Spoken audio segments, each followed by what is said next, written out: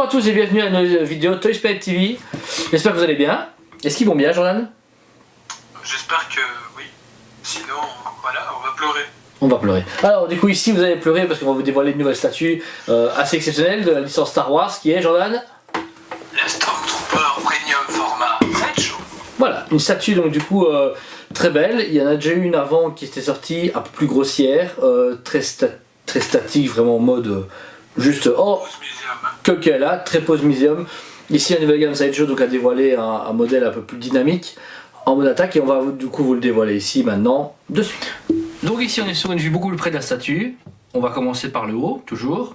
Déjà la raison du casque est très bien.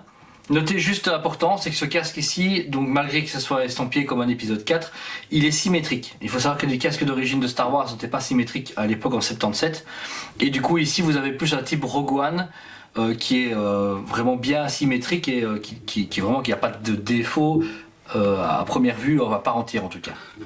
Ouais, j'allais justement souligner ce fait-là que le casque était symétrique alors qu'il ne doit pas l'être. Mais bon, c'est le seul défaut, on va dire, entre guillemets, qu'il y a sur cette statue ici, je trouve.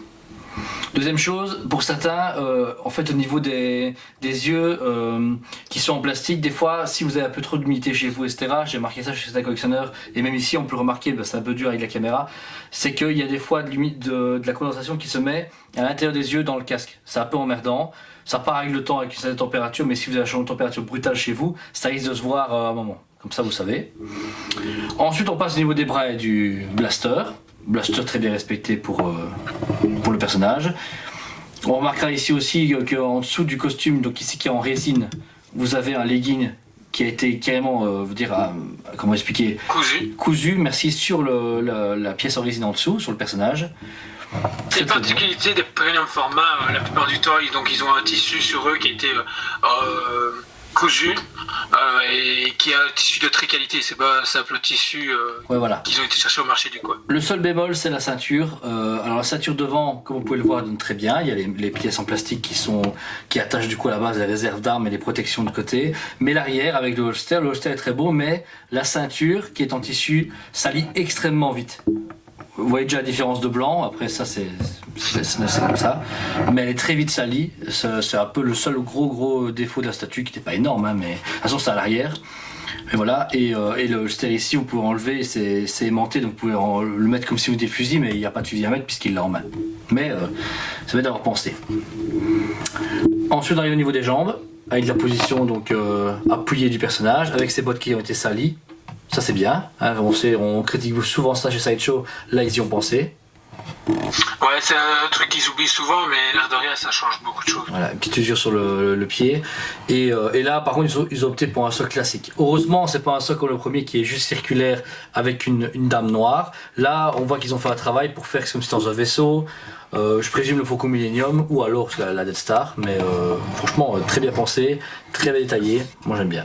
Le seul truc, moi je trouve, c'est au niveau du socle, on retrouve souvent trop souvent le même socle. Ouais. C'est chaud au niveau des Star Wars. Voilà, ça rappelle la gamme Star Wars, mais je trouve que par moment il devrait un peu changer et qu'il y ait d'autres socles utilisés. Voilà, ici on arrive donc à la conclusion. Vous pouvez voir que le produit est sublime, à part quelques critiques que vous venez de vous faire.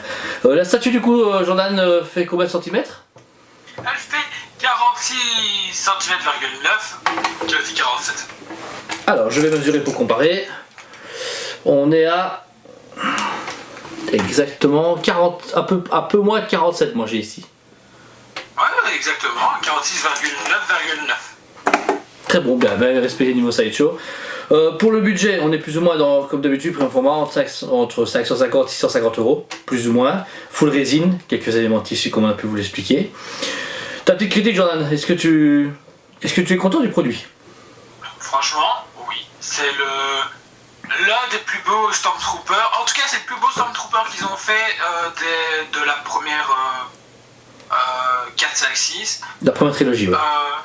La première trilogie, voilà, merci, exactement.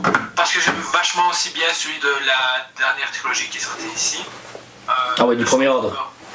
Oui, ouais. Je l'aimais vraiment bien. Mais ici, il est splendide, quoi. Franchement, nickel. Le seul truc que je trouve dommage, c'est que, encore une fois, ils ont fait une version exclue sur leur site avec la tête de Han Solo et que on puisse pas l'avoir. Je trouve que des situations comme ça, c'est un peu dégueulasse. Grave entre guillemets, parce que du coup, c'est un élément très important, c'est pas juste un simple truc qui change, un tout petit, tu vois. Style, la tête un peu. Imaginons, il aurait eu des taches de sang sur le casting.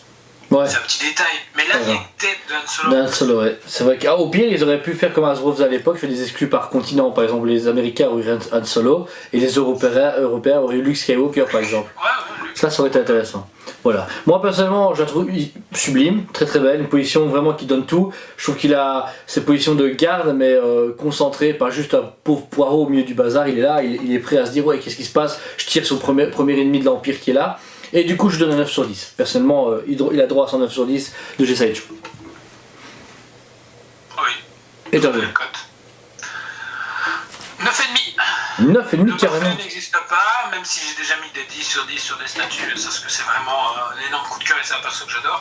Mais ici 9,5 parce que j'adore la ligne premium format de Sideshow. Il n'y a rien à dire dessus, j'ai envie de dire. C'est toujours parfait. Ouais. Puis le mélange tissu, résine, j'adore vraiment, ça donne un côté vraiment réaliste et vivant.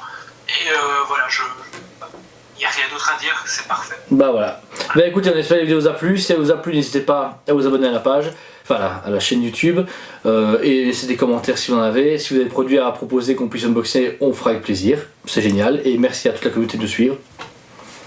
Oui, merci à tous. Et n'oubliez pas qu'on est tous les semaines en live, mardi et samedi, sur la page Facebook de Touch Planet Liège. Voilà. Et bien on vous dit à très bientôt et passez une bonne journée. Ciao.